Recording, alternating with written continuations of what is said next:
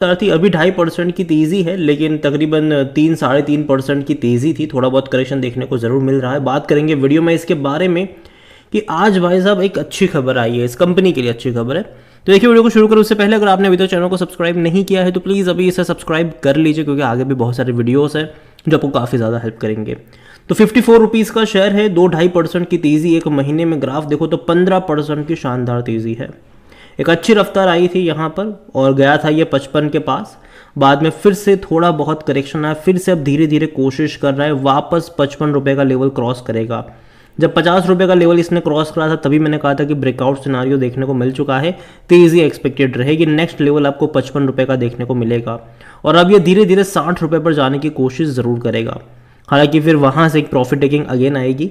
और यहाँ पर जो आज की तेज़ी है उसकी एक सबसे बड़ी वजह जो है वो ये है कि सुज़लॉन का जो एक बड़ा कंपटीटर था सीमेंस गमेशा, वो इंडिया से अब एग्जिट कर रहे हैं, ठीक है।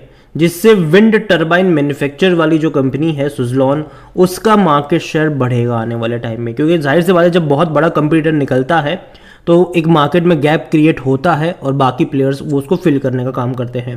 यहाँ पर देखिए Suzlon can focus on quality orders and gain market share in the India wind turbine market, क्योंकि सीमेंस गमेशा अगर आप देखोगे तो भाई साहब इंडिया से ये एग्जिट कर रहे हैं और ये भी एग्जैक्टली इनका सबसे बड़ा कंपटीटर ही था सुज़लॉन का। अब इनके एग्जिट करने से डेफिनेटली जो मार्केट शेयर होगा वो सुज़लॉन का बढ़ेगा।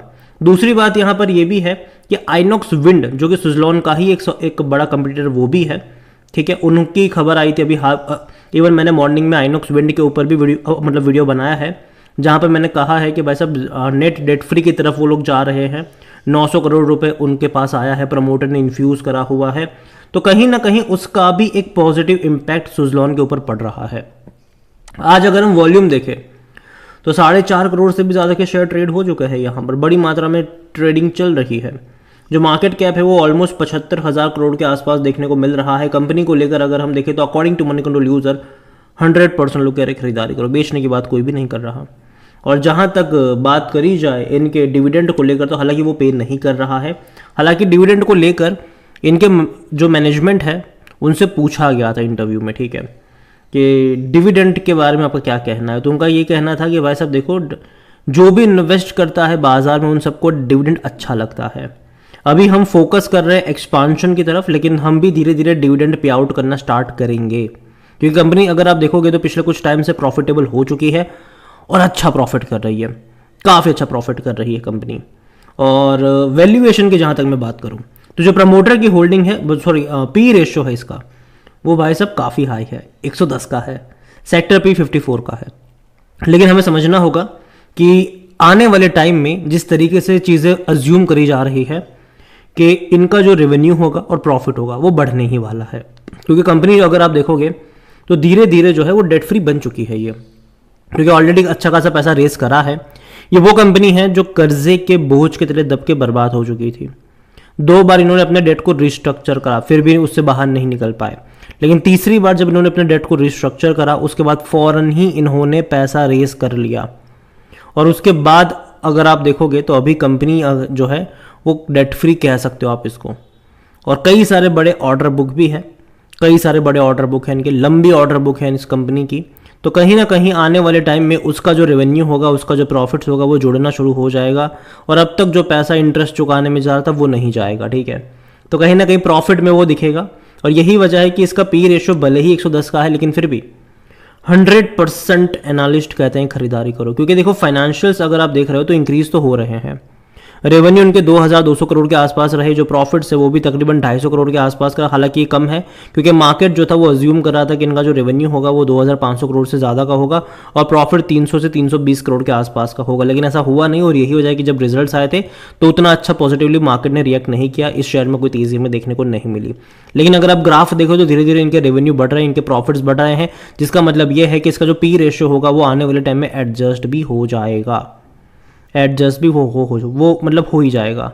तो मेरा मानना यही है कि भाई साहब देखिए भले ही इसका पी रेशियो आज 110 का है, लेकिन अगर आने वाले 2-3 क्वार्टर में कंपनी के प्रॉफिट्स अगर इंप्रूव हो गए, कंपनी के रेवेन्यू अगर इंप्रूव हो गए, तो धीरे धीरे जो 100 का पी है वो घट के 70-75 पर भी आ जाएगा। शेयर होल्डिंग के बारे में देखें तो प्रमोटर की होल्डिंग वैसे भी कम है, 13.29% की होल्डिंग है। लेकिन जिस तरीके से हमने आज खबर देखी आइनॉक्स विंड, जो कि इसी का सबसे बड़ा कंपटीटर है, उसमें हमने खबर देखी कि भैया प्रमोटर ने 900 करोड़ रुपए यहाँ पर इन्फ्यूज करे हुए हैं और कंपनी ऑलमोस्ट डेट फ्री बन चुकी है उसके चलते। तो हो सकता है कि आने वाले टाइम में सुज़लॉन में भी प्रमोटर अपनी होल्डिंग बढ़ाने का काम करे। अगेन ये मेरा अजम्पशन है, ऐसा करेंगे कि नहीं ये मैं नहीं जानता हूँ, ये मैनेजमेंट के ऊपर डिपेंड करता है। मार्च की जो म्यूचुअल फंड की होल्डिंग थी वो 1.86% की थी, लेकिन जून में जब अपडेट होकर आएगा तो म्यूचुअल फंड की बाइंग आपको ज़्यादा देखने को मिली है, क्योंकि मई महीनों में म्यूचुअल फंड ने बहुत बड़ी क्वांटिटी में खरीदारी करी है, जून में भी। तो कहीं ना कहीं नेक्स्ट शेयर होल्डिंग पैटर्न जब अपडेट होगा तो देखना रहेगा इनके म्यूचुअल फंड ने वहाँ पर क्या करा है। और एफआईएस तो लगातार खरीद ही रहे थे। यहाँ पर 19.57% की होल्डिंग एफआईएस के पास है, जो पहले 10% के आसपास की थी, डबल कर दी अपनी होल्डिंग इन्होंने। डोमेस्टिक के पास 4.44% का स्टेक देखने को मिल रहा है। रिटेल और अदर के मिलाकर 60.85% की होल्डिंग है, जिनमें से रिटेल इन्वेस्टर 25.93% पर है और जो अदर पार्टीज है वो 34.91% का स्टेक यहाँ पर लेकर बैठे हुए हैं। ओवरऑल अगर मैं बात करने जाऊँ सुज़लॉन को लेकर, तो अगेन मैं कहूँगा कि मुझे कंपनी खराब नहीं लगती है। इस कंपनी को लेकर पहले जब ये आपको बहुत ही सस्ता मिल रहा था, डेफिनेटली ये सस्ता मिल रहा था, तब मैंने ये कहा था कि मैं इसको स्विंग ट्रेड के लिए इस्तेमाल करूँ, क्योंकि तब कंपनी फंडामेंटली स्ट्रांग नहीं थी। कंपनी ने अपने डेट को रिस्ट्रक्चर करने की कोशिश की, लेकिन कुछ आउटकम निकला नहीं और कंपनी लगातार लॉस ही कर रही थी। तब मैंने कहा था कि ये वो कंपनी है जिसको 4-5 रुपये पर खरीदो और 7-8 रुपये पर बेच के भाग जाओ, ठीक है। लेकिन जैसे ही इसकी सिचुएशन बदली, जैसे ही 14-15 रुपए के लेवल पर आया और जैसे ही कंपनी ने अच्छा खासा पैसा भी रेज करा, अपने डेट को रिस्ट्रक्चर भी करा, कई सारे बड़े प्रोजेक्ट भी इनको मिलना शुरू हुए, तब मैंने कहा था कि अब आप इसको लॉन्ग टर्म के लिए होल्ड कर सकते हो, कोई दिक्कत की बात नहीं है। तो मेरा अभी भी वही रवैया है कि लॉन्ग टर्म के लिए आप इसको होल्ड कर सकते हो, मुझे कोई दिक्कत यहाँ पर लगती नहीं है। और आने वाले टाइम में जितनी भी पावर कंपनीज है वो अपनी कैपेसिटी को लगातार बढ़ाने वाली है, चाहे वो सोलार में हो चाहे वो विंड में हो। और जहाँ तक विंड एनर्जी की बात आती है, सुज़लॉन हो गया, आइनॉक्स विंड हो गया, ये बड़े प्लेयर्स हैं। और जैसे कि भैया सीमेंस जो है वो अब एग्जिट कराया है, तो कहीं ना कहीं जो उनका भी उसका जो मार्केट शेयर था वो ये कंपनियां कैप्चर करती नज़र आने वाली है। और दूसरी बात ये भी है कि सुज़लॉन एनर्जी की अपनी ही एक सब्सिडियरी कंपनी है, वो भी मर्ज होने वाली है इन्हीं के साथ, तो उसके भी नंबर्स देखना इंटरेस्टिंग होंगे कि किस तरीके से इंक्रीज़ होता है।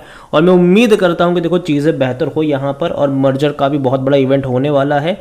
और जो सुज़लॉन की जो मेंटेनेंस वाली है वो जो टीम, वो जो कंपनी है वो एक्चुअली मेंटेनेंस का काम करती है।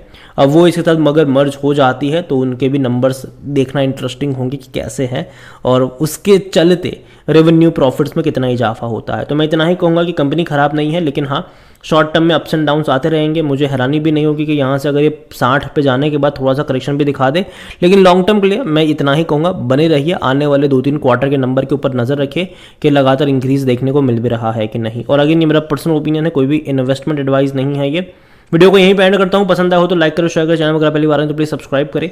और सुज़लॉन एनर्जी के बारे में आप क्या